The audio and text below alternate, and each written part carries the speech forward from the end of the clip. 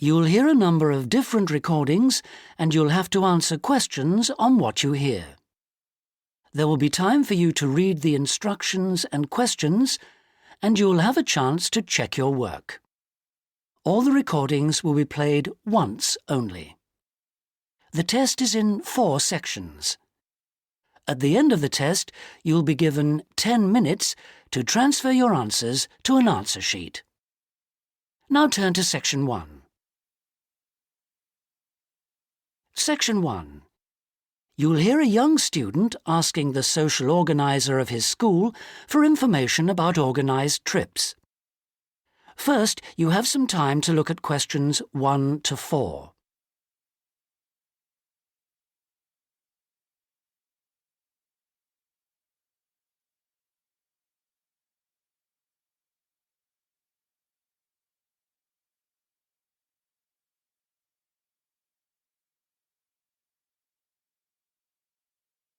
You'll see that there is an example which has been done for you. On this occasion only, the conversation relating to this will be played first. Good morning. Good morning. How can I help you? I understand that the school organizes trips to different... Yes, we run 5 every month. 3 during weekends and 2 Wednesday afternoon trips. There are 5 trips every month, so 5 has been written in the notes. Now we shall begin. You should answer the questions as you listen because you will not hear the recording a second time.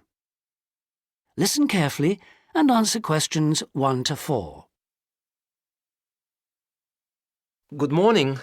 Good morning. How can I help you? I understand that the school organizes trips to different... Yes, we run 5 every month.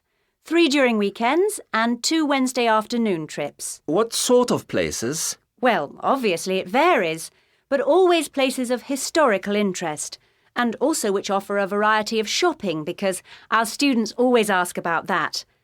And then we go for ones where we know there are guided tours because this gives a good focus for the visit. Do you travel far? Well, we're lucky here, obviously, because we're able to say that all our visits are less than 3 hours' drive. How much do they cost? Again, it varies. Between £5 and £15 a head, depending on distance. Uh-huh. Oh, and we do offer to arrange special trips if, there are more than 12 people. Oh, right. I'll keep that in mind. And what are the times normally? We try to keep it pretty fixed so that students get to know the pattern. We leave at 8:30 a.m. and return at 6 p.m. We figure it's best to keep the day fairly short. Oh, yes. And how do we reserve a place? You sign your name on the notice board. Do you know where it is? Uh-huh. I saw it this morning. And we do ask that you sign up 3 days in advance, so we know we've got enough people interested to run it, and we can cancel if necessary, with full refund, of course. That's fine, thanks. Before you hear the rest of the conversation, you have some time to look at questions 5 to 10.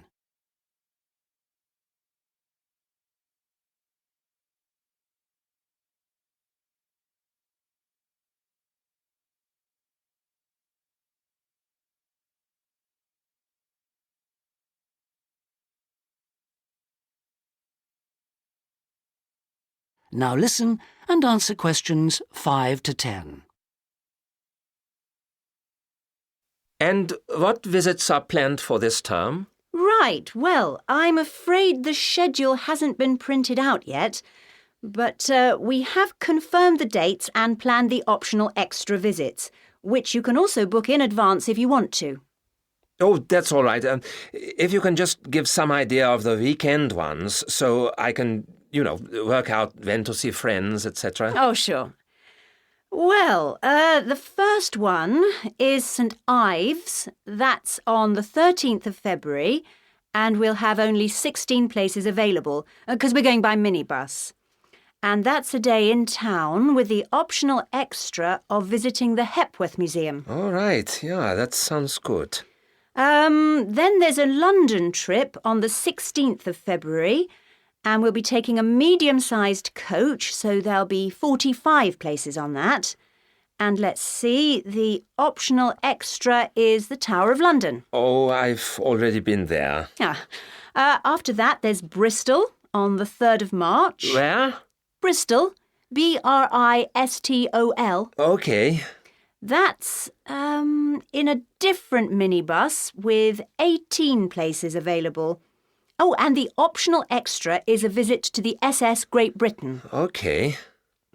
We're going to Salisbury on the 18th of March, and that's always a popular one because the optional extra is Stonehenge. So we're taking the large coach with 50 seats. Oh, good. And then the last one is to Bath on the 23rd of March. Oh, yes. Is Bath the Roman city? Yes, that's right. And that's in the 16-seater minibus. And where's the optional visit? It's to the American Museum. Well worth a visit. Okay, well, that's great. Thanks for all that. My pleasure. Oh, by the way, if you want more information about any of the trips, have a look in the student newspaper. Okay. Or have a word with my assistant. Her name is Jane Yentob. That's Yentob. Right, I've got that. Thank you very much for all your help. You're very welcome. I hope you enjoy the trips. That is the end of section 1. You now have half a minute to check your answers.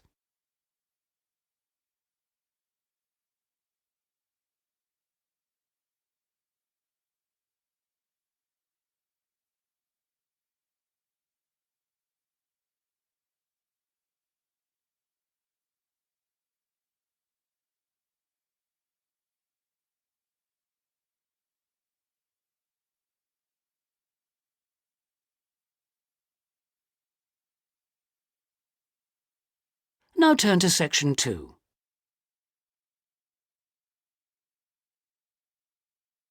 Section 2. You'll hear a tour guide giving a talk about a museum centre called Riverside Industrial Village. First, you have some time to look at questions 11 to 13.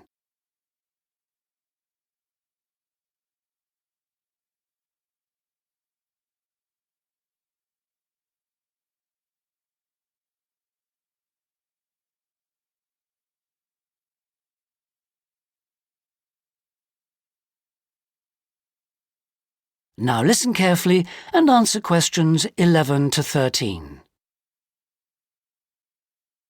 Good afternoon, everybody, and welcome to Riverside Industrial Village. To start your visit, I'm just going to give you a brief account of the history of the museum before letting you roam about on your own. I won't keep you long, OK? Now, from where we're standing, you've got a good view of the river over there. And it was because of this fast-flowing water that this site was a natural place for manufacturing works. The water and the availability of raw materials in the area like minerals and iron ore, and also the abundance of local fuels like coal and firewood, all made this site suitable for industry from a very early time. Water was the main source of power for the early industries, and some of the water wheels were first established in the 12th century, would you believe? At that time, local craftsmen first built an iron forge just behind the village here on the bend in the river.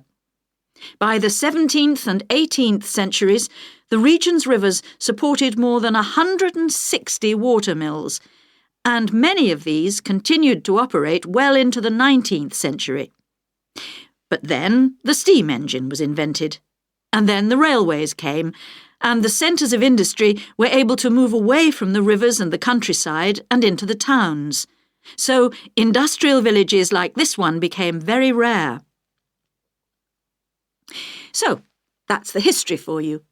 If you'd like any more information, you can ask me some questions, or you can read further in our excellent guidebook.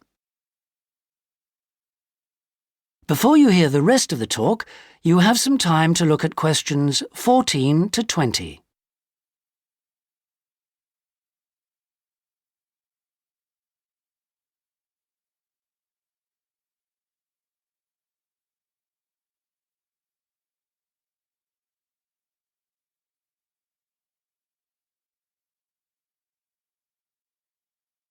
Now listen and answer questions 14 to 20. Now, I'm going to give you a plan of the site, and I'd just like to point out where everything is, and then you can take a look at everything for yourself. I've already pointed out the river, which is on the left, and of course, running along the bottom is Woodside Road. Got it? OK. Now, we're standing at the entrance. See it at the bottom? And immediately to our right is the ticket office. You won't need that, because you've got your group booking, but just past it are the toilets. Always good to know where they are. In front of us is the car park, as you can see, and to the left, by the entry gate, is the gift shop. That's where you can get copies of the guide, like this one here. Now, beyond the car park, all the buildings are arranged in a half circle with a yard in the middle. The big stone building at the top is the main workshop. That's where the furnace is, and where all the metal was smelted and the tools were cast, as you'll be able to see. Now, in the top right-hand corner, that building with bigger windows is the showroom, where samples of all the tools that were made through the ages are on display. In the top left corner is the grinding shop, where the tools were sharpened and finished. And on one side of that, you can see the engine room, and on the other is the cafe, which isn't an antique, you'll be pleased to know, though they do serve very nice old-fashioned teas. The row of buildings you can see on the left are the cottages. These were built for the workers towards the end of the 18th century, and they're still furnished from that period, so you can get a good idea of ordinary people's living conditions. Across the yard from them, you can see the stables, where the horses were kept for transporting the products. And the separate building in front of them is the works office, and that still has some of the old accounts on display. Right. If anyone wants a guided tour, then I'm starting at the engine room. If you'd like to come along this way, please, ladies and gentlemen. That is the end of section 2. You now have half a minute to check your answers.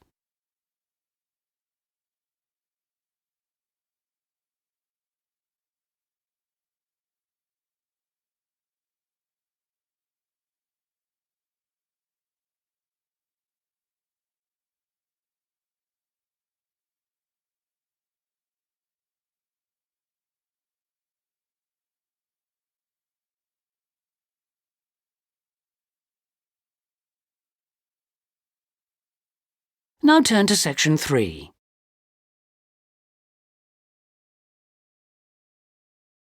Section 3. You'll hear Melanie, a student, talking to one of her lecturers about her studies. First, you have some time to look at questions 21 to 27.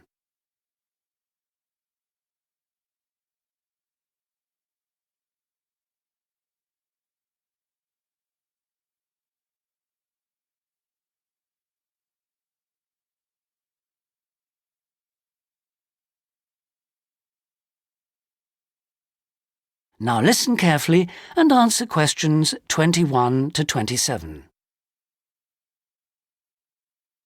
Excuse me, Dr. Johnson. May I speak to you for a minute? Sure, come in. I'm Melanie Griffin. I'm taking your course in population studies. Right. Well, Melanie, how can I help you? I'm having a bit of trouble with a second assignment, and it's due in 12 days. What sort of trouble are you having? Is the assignment question a problem? Well, that's part of the problem. I've been having trouble getting hold of the books. I've been to the library several times and all the books are out. Sounds like you should have started borrowing books a bit earlier. Well, I had a really big assignment due in for another course, and I've been spending all my time on that, and I thought... You might get an extension of time to finish your assignment for me? If that's possible, but I don't know if... Well, yes, it is possible, but extensions are normally given only for medical or compassionate reasons. Otherwise, It's really a question of organizing your study, and we don't like giving extensions to students who simply didn't plan their work properly. What did you get for your first assignment? I got 87%. Yes, you did very well, indeed. So, obviously, you can produce good work. I don't think I'll need too much extra time, as long as I can get hold of some of the important references. Well, since you did so well in your first assignment, I'm prepared to give you an extra 2 weeks for this one. So that'll mean you'll need to submit it about a month from now. Oh, thank you. Now, what about the reading materials? Have you checked out the journal articles in the list? No, not yet. There were about 20 of them, and I wasn't sure which ones would be most useful or important. Well, they're all useful. But I don't expect anyone to read them all because a number of them deal with the same issues. Let me give you some suggestions. The article by Anderson and Hawker is really worth reading. Right, I'll read that one. You should also read the article by Jackson, but just look at the part on the research methodology, how they did it. Okay, Jackson. Got that. And if you have time, the one by Roberts says very relevant things, although it's not essential. So, okay, if it's useful, I'll try and read that one. Now, the one by Morris, I wouldn't bother with that at this stage if I were you. Okay, I won't bother with Morris. Oh, now, someone told me the article by Cooper is important. Well, yes, in a way. But just look at the last part, where he discusses the research results. And lastly, there's Forster. I can't think why I included that one. It's not bad, and could be of some help, but not that much. Before you hear the rest of the conversation, you have some time to look at questions 28 to 30.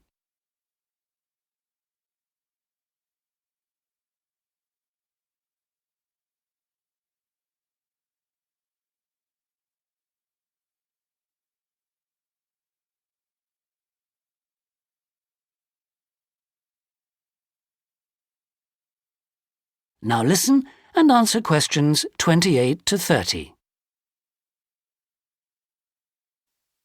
Now, let's deal with the assignment question. What's the problem there? It's the graph on page 2. What seems to be the problem? It's just the bar graph showing reasons why people change where they live.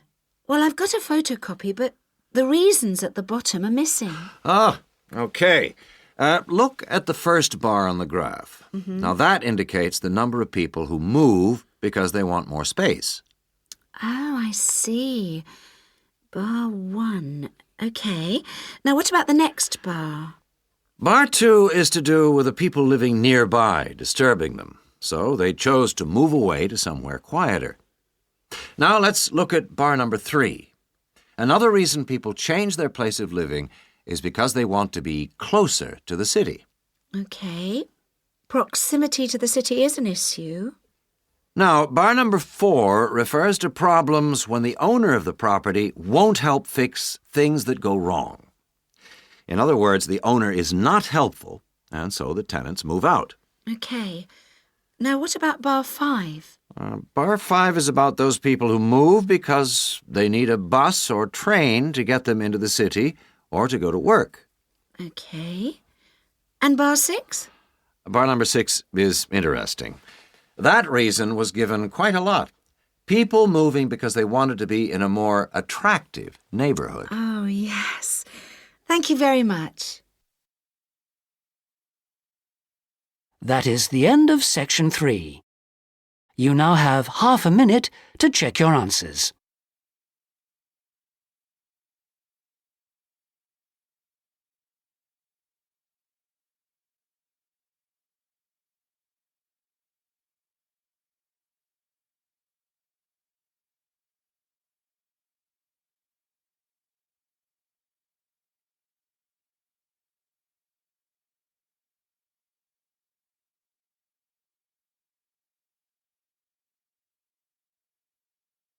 Now turn to section 4. .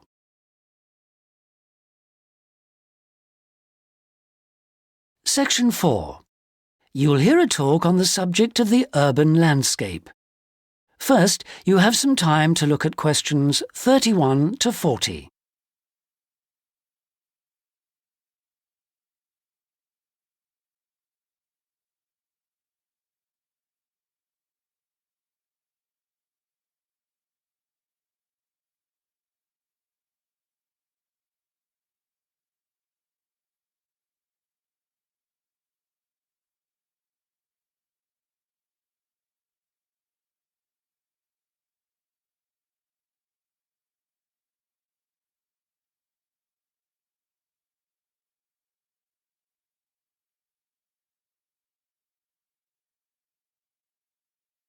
Now listen carefully and answer questions 31 to 40. Good day, ladies and gentlemen. I have been asked today to talk to you about the urban landscape. There are two major areas that I will focus on in my talk: how vegetation can have a significant effect on urban climate, and how we can better plan our cities using trees to provide a more comfortable environment for us to live in. Trees can have a significant impact on our cities. They can make a city as a whole a bit less windy, or a bit more windy if that's what you want. They can make it a bit cooler if it's a hot summer day in an Australian city, or they can make it a bit more humid if it's a dry inland city. On the local scale, that is in particular areas within the city, trees can make the local area more shady, cooler, more humid and much less windy. In fact, trees, and planting of various kinds, can be used to make city streets actually less dangerous in particular areas. How do trees do all that, you ask? Well, the main difference between a tree and a building is a tree has got an internal mechanism to keep the temperature regulated. It evaporates water through its leaves, and that means that the temperature of the leaves is never very far from our own body temperature. The temperature of a building surface on a hot sunny day can easily be 20 degrees more than our temperature. Trees, on the other hand, remain cooler than buildings because they sweat. This means that they can humidify the air and cool it, a property which can be exploited to improve the local climate.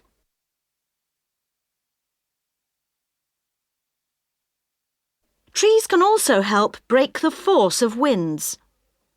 The reason that high buildings make it windier at ground level is that as the wind goes higher and higher, it goes faster and faster. When the wind hits the building, it has to go somewhere. Some of it goes over the top, and some goes around the sides of the building, forcing those high-level winds down to ground level. That doesn't happen when you have trees. Trees filter the wind and considerably reduce it, preventing those very large, strong gusts that you so often find around tall buildings.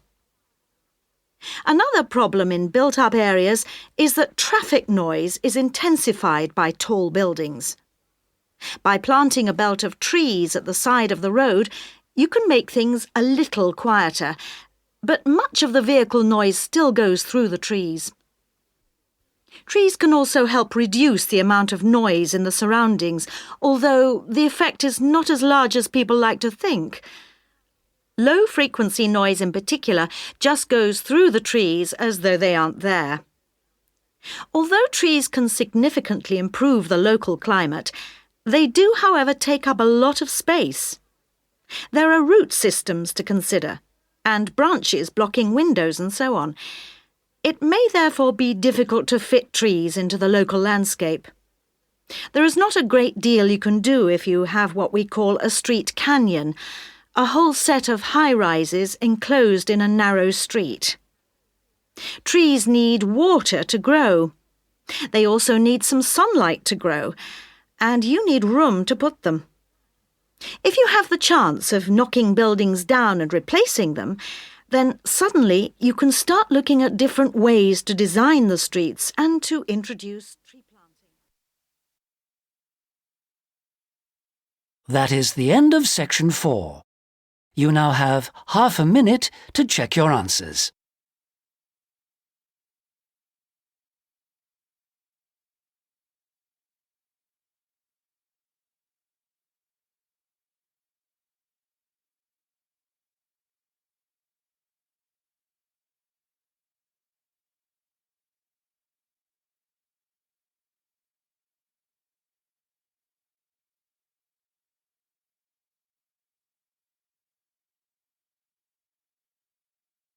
That is the end of the listening test. In the IELTS test, you would now have 10 minutes to transfer your answers to the listening answer sheet.